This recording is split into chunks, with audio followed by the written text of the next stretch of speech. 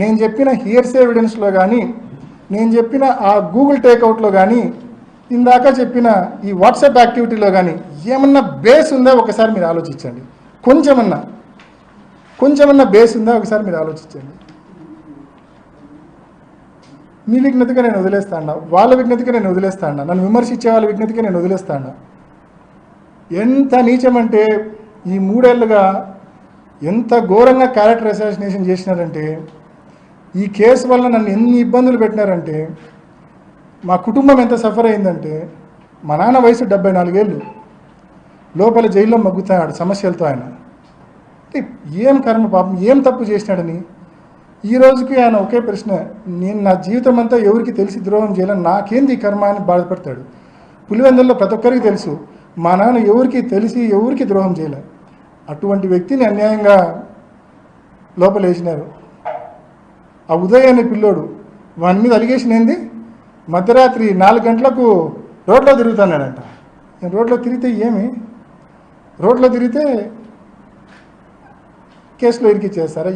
ఏమన్నా అలిగేషన్స్ అండి.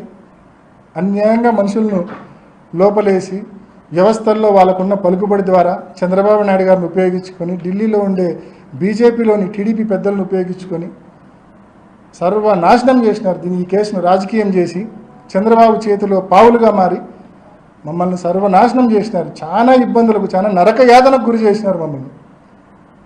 అయినా ఐ స్టిల్ సే, ఇంత అనుభవించిన తర్వాత కూడా, ఏ తప్పు లేకుండా ఇంత అనుభవించిన తర్వాత కూడా చెప్తున్నా, ఎవడో అంటాడు యాంటిసిపేటరీ బెయిల్ వస్తే నాకు పెద్ద రిలీఫ్ అని. ఏందా రిలీఫ్?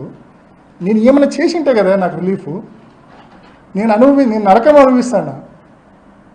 నాకు అది రిలీఫ్ ఎట్లయితుంది? నాకు సంబంధమే లేదు ఆ కేసుతో. యాంటిసిపేటరీ బెయిల్ వస్తే అది రిలీఫ్ వచ్చినట్టు అంట. నోటికి వచ్చింది మాట్లాడతారు. సాక్ష్యాలు తారుమారయ్యాయనేది నిర్ధారిస్తుంది సిబిఐ. మీరు వెళ్ళే సమయానికి 9 మంది అక్కడ ఉన్నారని మీరు చెప్తున్నారు. 9 మందిలో ఎవరు కూడా లోపలికి వెళ్ళనివ్వట్లేదు, తలుపులు వేసేసి చేశారు. మీరు వెళ్ళిన తర్వాత ఈ సాక్ష్యాలు తారుమారు ప్రక్రియ జరిగింది అంటున్నారు. ఆ 9 మంది ఎవరైనా చేసిందారని లేదు. Let me be very clear to answer. మనము 6:30కి పోయినాం. ఇందాక నేను చెప్పినట్టు 6:30కి పోయినాం. 7:10 వరకు వాళ్ళ సిబిఐ రికార్డు ప్రకారం కూడా 7:10 వరకు ఎర్రగంగిరెడ్డి, శంకరయ్య సిఐ వీళ్ళందరూ వచ్చే వరకు కూడా that scene of crime was intact. పోలీసులకు ఎవరు ఇన్ఫార్మ్ చేసింది? నేను. వాళ్ళు కాదు ఇన్ఫార్మ్ చేసింది. మర్డర్ అని తెలిసి, లెటర్ ఉందని తెలిసి, ఆయన డెత్ నోట్ ఉందని తెలిసి వాళ్ళు కాదు ఇన్ఫార్మ్ చేసింది. వాళ్ళ డ్యూటీ, వాళ్ళ రెస్పాన్సిబిలిటీ వాళ్ళు నిర్వర్తించలేదు. సునీతక్క, రాజశేఖర్ అండ్ శివప్రకాష్ వాళ్ళు ఇన్ఫార్మ్ చేయలేదు. 7:10కు గంగిరెడ్డి వచ్చిన తర్వాత ఈ తతంగం జరిగిందనేది సిబిఐ కేసులో కూడా ఉండేది. నా ప్రశ్న ఏంటంటే, అవినాష్ రెడ్డికి అటువంటి తప్పుడు ఉద్దేశాలు ఉంటే అవినాష్ రెడ్డి పోయింది 6:30కి. 7:10 వరకు ఏం చేస్తాడబ్బా అవినాష్ రెడ్డి అక్కడ? అంటే నేను పోయినప్పుడు it was very simple atmosphere. లోపల 5 మంది, లోపల బయట 4, 9 మంది. 7:10కి కొన్ని 100 మంది ఉన్నారు కదా.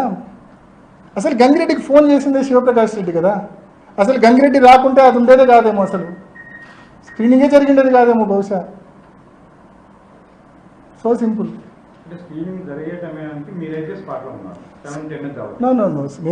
నేను పూర్తిగా బయటే ఉండే. నేను సిబిఐలో నేను దాదాపు 12 సార్లు నన్ను వివిధ సందర్భాల్లో విచారణకు పిలిచింది. పోయిన ప్రతిసారి I made it very clear. చివరిలో డెడ్ బాడీని బయటికి తెచ్చేటప్పుడు మాత్రం నేను లోపలికి వెళ్ళాను. నేను అక్కడ చెప్పింది ఇక్కడ మీకు చెప్తా ఉండేది అది. వాళ్ళు అడిగే ఉద్దేశం ఏంటంటే, ఒక సిట్టింగ్ ఎంపీగా ఉన్నారు మీరు అప్పటికి, మీకు అంతా తెలుసు. అక్కడ అది మర్డర్ అనే నిర్ధారణ కూడా మీరు అప్పటికి వచ్చారు. మరి దాన్ని ఆ సీన్ ఎట్లా ప్రొటెక్ట్ చేయాలి ఏంటి? అందులో మీరు చెప్తే కాదని వాళ్ళు ఎవరు లేరు, కాదని చెప్తాను. Erra Gangi Reddy how close he is to వివేకం ప్రధాన అనేది నేను చెప్పాల్సిన పని. అంటే మేమందరికంటే కూడా Erra Gangi Reddy is quiet close to వివేకం ప్రధాన. రెండోది నేను చెప్పాలనుకుంది ఏంటంటే, ఈ హార్ట్ అటాక్ థియరీ గురించి మీరు ఇండైరెక్ట్గా నన్ను అడుగుతున్నారు. నేను చెప్పాలనుకుంది ఏంటంటే, అది మా స్టేట్మెంట్. హార్ట్ అటాక్ థియరీ మా దగ్గర నుంచి రాలేదండి పొరపాటున కూడా. ఇన్ఫ్యాక్ట్ సునీతక్క సిబిఐ చాలా మందితో తప్పుడు సాక్ష్యాలు చెప్పడానికి ట్రై చేసినారు.